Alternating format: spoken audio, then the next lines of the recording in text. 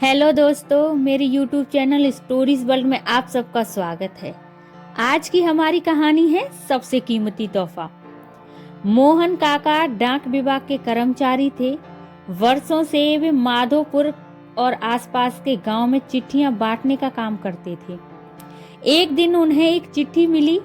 पता माधोपुर के करीब का ही था, लेकिन आज से पहले उन्होंने उस पते पर कभी कोई चिट्ठी नहीं पहुंचाई थी।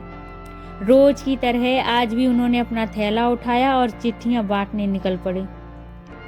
सारी चिट्ठियां बांटने के बाद वे उस नए पते की ओर बढ़ने लगे। दरवाजे पर पहुंचकर उन्होंने आवाज दी, पोस्टमैन। अंदर से किसी लड़की की आवाज आई, काका वहीं दरवाजे के नीचे से चिट्ठी डाल दीजिए। अजीब लड़की है, मैं इतनी दूर से चिट्ठी लेकर आ सकता हूँ और ये महारानी दरवाजे तक भी नहीं निकल सकती, काका ने मन ही मन सोचा। फिर काका बोले, बाहर आइए, रजिस्ट्री आई है, हस्ताक्षर करने पर ही मिलेगी। काका खींचते हुए ये बात बोलते हैं। अंदर से आवाज आई, अभी आई। काका इंतजार करने लगे, पर 2 मिनट बाद भी कोई नहीं आया तो उनके सब्र का बांध टूटने लगा। यही काम नहीं है मेरे पास, जल्दी करिए, और भी चिट्ठियां बांटनी हैं। और ऐसा कहकर काका दरवाजा पीटने लगे। कुछ देर बाद दरवाजा खुला। सामने का दृश्य देखकर काका चौंक गए। एक 12-13 साल की लड़की थी, जिसके दोनों पैर कटे हुए थे। उन्हें अपनी अधीरता पर शर्मिंदगी हो रही थी। लड़की बोली, क्षमा कीजिएगा, मैंने आने में देर लगा दी। बताइए, हस्ताक्षर कहाँ करने हैं? काका ने हस्ताक्षर कराए और वहां से चले गए। इस घटना के 8-10 दिन बाद काका को फिर उसी पते की एक चिट्ठी मिली। इस बार भी सब जगह चिट्ठियां पहुंचाने के बाद वे उस घर के सामने पहुंचे। चिट्ठी आई है, हस्ताक्षर की भी जरूरत नहीं है, नीचे से डाल दूंगा, काका बोले। नहीं नहीं, रुकिए, मैं अभी आई, लड़की भीतर से चिल्लाई। कुछ देर बाद दरवाजा खुला। लड़की के हाथ में गिफ्ट पैक किया हुआ एक डिब्बा था। काका, लाइए मेरी चिट्ठी और लीजिए अपना तोहफा, लड़की मुस्कुराते हुए बोली।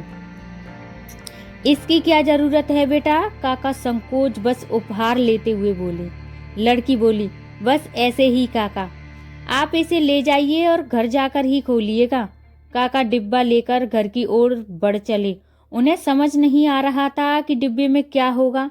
घर पहुंचते ही उन्होंने डिब्बा खोला और तोहफा देखते ही उनकी आंखों से आंसू टपकने लगे।